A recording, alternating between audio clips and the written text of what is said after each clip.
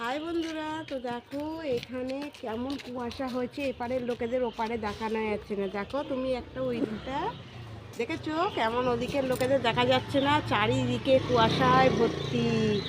সকাল সকাল ওয়েদারটা কত মিষ্টি লাগছে না? তো আমি এখন বেরিয়ে পড়েছি চুবড়ি নিয়ে।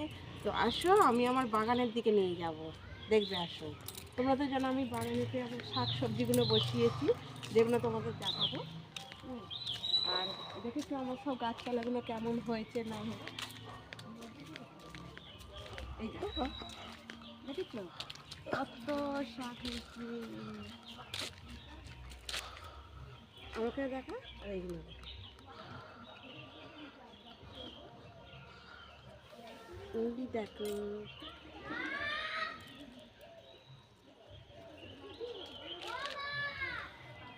দেখেছো কত শাক। এগুলো একটু ফাঁকা ফাঁকা করে দিচ্ছি যাতে আবার ভালোভাবে হয়।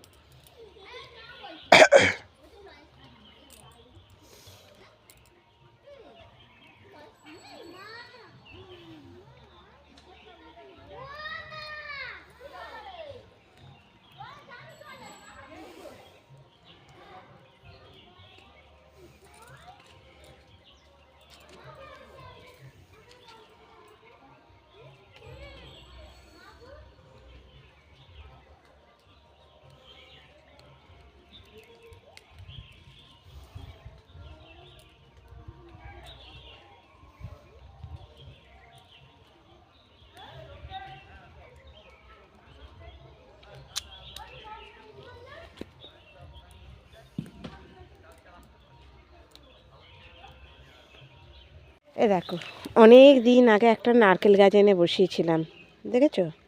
আর নারকেল গাছটাতে দেখেছো ছোট্ট একটা পাতা বেরিয়েছে।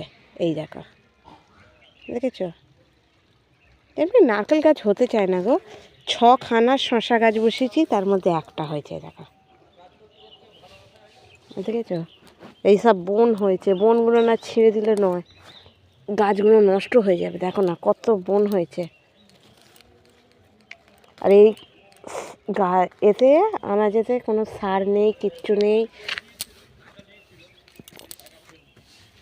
একটু ফাঁকা ফাঁকা না করে দিলে না, গাছগুলো ভালো হবে না। দেখতে পাচ্ছে?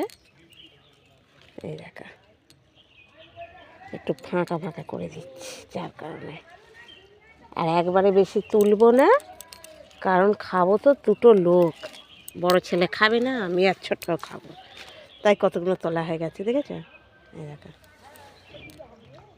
এই ছোটো ছোটো বেগুন গাছ বসিয়েছি। দেখেছো বেগুন গাছ? এই দেখো বেগুন গাছ। এ দেখো আমার ধনে গাছ হয়েছে, ধনে গাছ হয়েছে ভেতরে ভেতরে, কত ধনে গাছ।